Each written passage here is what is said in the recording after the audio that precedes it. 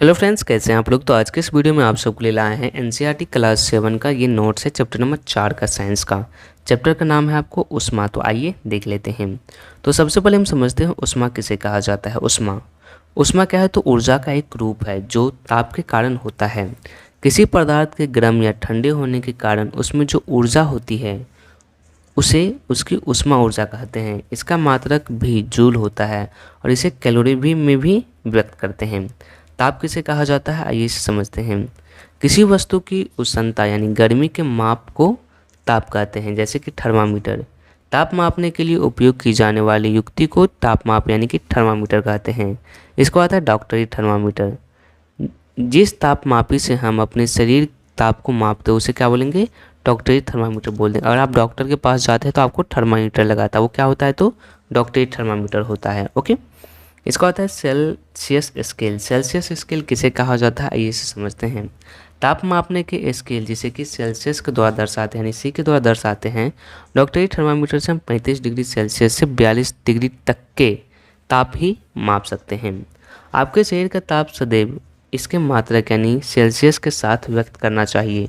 मानव शरीर का सामान्यतः ताप कितना होता है, तो 37 डिग्री सेल्सियस होता है। ओके, और मानव शरीर का तापमान सामान्यतः 35 डिग्री से कम तथा 42 डिग्री से अधिक नहीं होना चाहिए। इसीलिए थर्मामीटर का परिसर 35 से 42 डिग्री सेल्सियस होता है। ओके, प्रयोगशाला तापमापी क्या होता है, आइए इसे समझते हैं।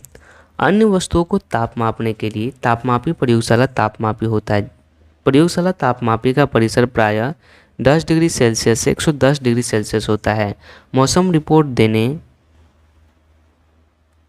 के लिए अधिकतम न्यूनतम तापमापी का प्रयोग किया जाता है। ओके, इसका होता है उष्मा का स्थानांतरण। यदि किसी बर्तन को ज्वाला पर रखते हैं तो वह तप्त हो जाता है।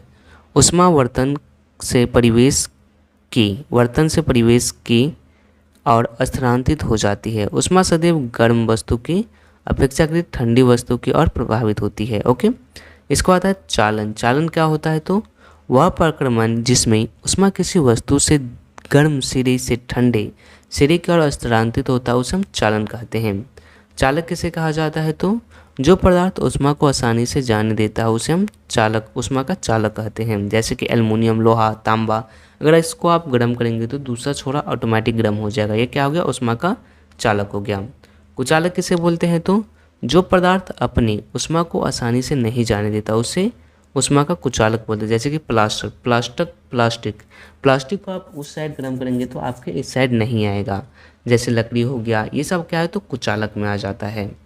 इसको आता है संवहन। संवहन किसे कहा जाता है, तो द्रवों तथा गैसों में उष्मा संवहन द्वारा स्थानांतरित होती है। समुद्री समीर किसे कहा जाता है, आइए समझते हैं। समुद्र की ओर से आने वाली वायु को समुद्री समीर कहते हैं। तटीय क्षेत्र में दिन के समय स्थल शीघ्र गर्म हो जाता है। थल समीर किसे कहा जाता है, तो स्थल से ठंडी वायु समुद्र की ओर बहती है जिसे थल समीर कहते हैं। रात्रि में समुद्र का जल धीमी गति से ठंडा होता है। विकिरण किसे कहा जाता है, सूर्य से पृथ्वी तक उष्मा एक अन्य प्रक्रमण के द्वारा आते हैं जिसे क्या बोलते हैं, विकिरण बोलते हैं। ओके, इसके बाद है सभी गर्म पिंड विकिरण के रूप में उष्मा विकिरित करते हैं। कुछ भाग में परिवर्तित हो जाता है, कुछ भाग अवशोषित हो जाता है, कुछ भाग परागत हो सकता है।